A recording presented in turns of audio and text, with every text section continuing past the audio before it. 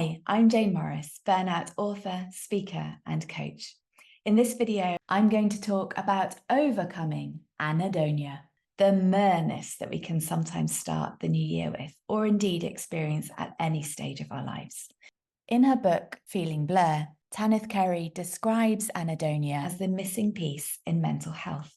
She connects the dots between convenience culture, our changing hormones, our modern day diets, and stressful lifestyles, and talks about how these things can dial down our ability to experience joy and pleasure. So we're going to explore together in this video what actually is anhedonia and how can you overcome it. Anhedonia is the opposite of hedonism. It's a nebulous-like state that sits somewhere between depression and flourishing, in a sort of void. If you were to imagine a continuum with enduring and surviving on one end, and enjoying and flourishing and thriving on the other, it would be closer towards the enduring and surviving end of that spectrum. It's not depression, although it can be an indicator of the onset of depression and indeed also an early warning sign of burnout.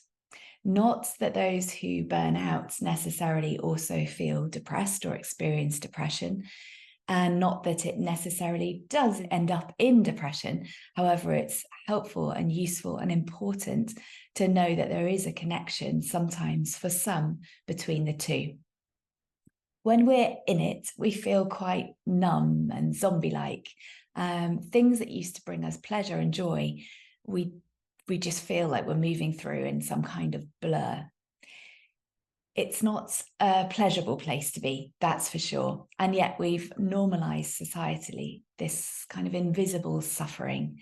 It's felt by some that it's the price we pay for the stressful lives in society that we live in today. It's important to remember that just because you don't feel bad doesn't mean you necessarily feel good either. And so walking into the new year, or rather stumbling into it as if you're sleepwalking perhaps, is probably not how you want to begin 2024. So what can you do about it? Let's explore that next.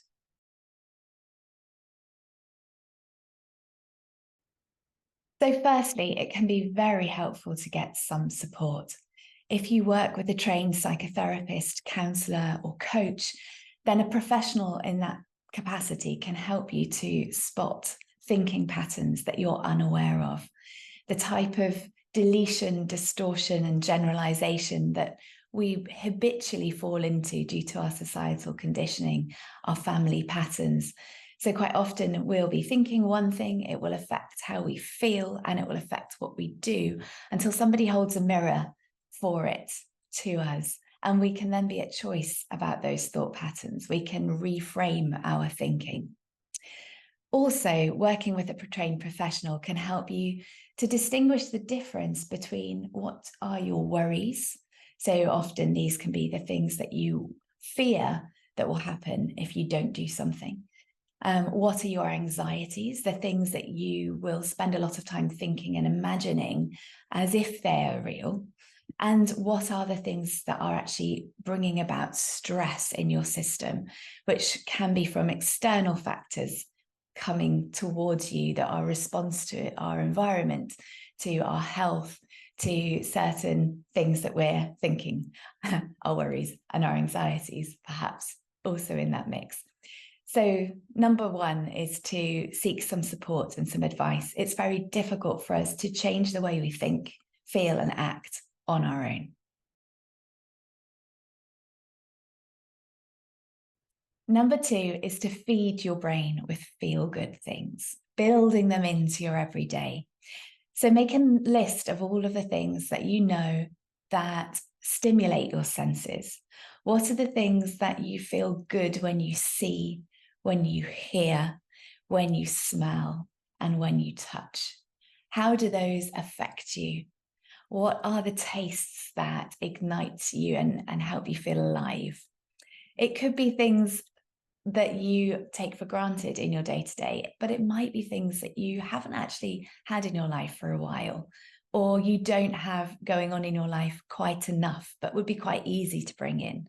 So, for example, fresh flowers on your desk, or having fresh sheets on a certain day of the week.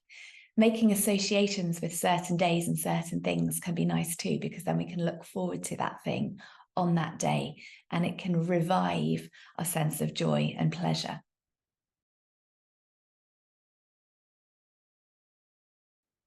Number 3 is to ditch the New Year resolutions and instead create a no resolution list. What are the things that are a no-do? And when are you going to not do them?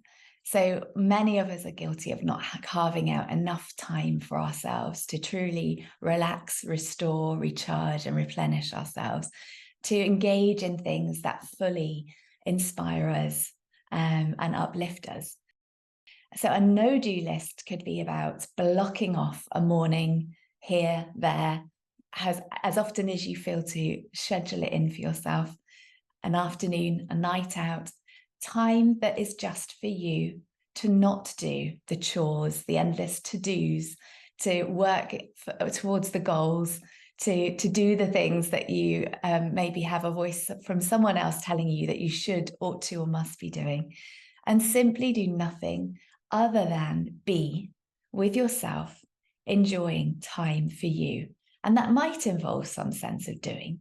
It might also just involve lying there on a picnic blanket, staring at the sky or the trees, or something else that revives you, restores you, and helps you feel good. And then finally, but perhaps unexpectedly, is to sing.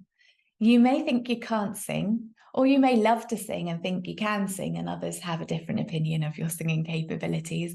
Or perhaps you're a phenomenal singer. If you're a phenomenal singer, the chances are you sing a lot, then you probably already know this. But for those of us who are maybe a little more shy about using our vocal cords, try singing. Give it a go.